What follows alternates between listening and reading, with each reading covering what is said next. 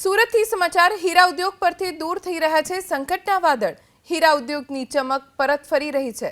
Surat diamond એસોસિએશનના પ્રમુખ જગદીશ ખૂંટના દાવા મુજબ અત્યારે તમામ યુનિટ ચાલુ છે અને રત્ન કલાકારોને રોજગારી મળી રહી છે।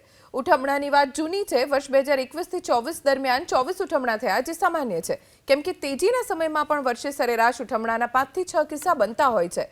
હાલ લેબગ્રોન ડાયમંડ હીરા ઉદ્યોગને ઓક્સિજન પૂરું પાડી રહ્યો છે। દિવાળી બાદ ડાયમંડ ઉદ્યોગની પરિસ્થિતિમાં સુધારો થયો છે।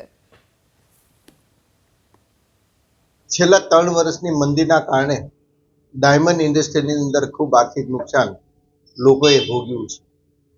એના કારણે ક્યારેક કોઈ પાર્ટી વીક પણ પડે અને પેમેન્ટો પણ નથી થતા હોતા, પરંતુ છેલ્લા 10 વર્ષની અંદર જે પ્રમાણે ચેકથી અને બિલથી વહીવટ ડાયમંડ ઇન્ડસ્ટ્રીની અંદર થતા જોવા મળી રહ્યા છે, એના કારણે કોઈ ટ્રેડરે માલ વેચેલો હોય અથવા કોઈ કારખાનેદાર માલ વેચેલો હોય અને પેમેન્ટ ન મળે તો આ 3 વર્ષની અંદર એવી ઘણી ઘટનાઓ છે। એના કારણે ઇન્કમટેક્સના બુક્સ ઉપર જ્યારે તમે સેલ લીધું હોય ત્યારે તમારે FRIની નકલ જોઈન કરવી પડતી હોય। જેના કારણે વરાછા, કતારગામ, મૈદરપુરા પોલીસ સ્ટેશનની અંદર આવા ઉઠાવણાના ઘણા કેસો નોંધાયેલા છે।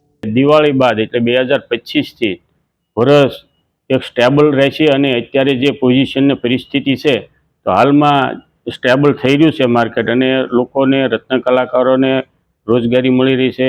મેન્યુફેક્ચર યુનિટો પણ બધા ધમધમી રહ્યા છે। આગામી સમયમાં બહુ સારું એવું માર્કેટ આવશે, તેજી આવશે એવી અપેક્ષા રાખીએ।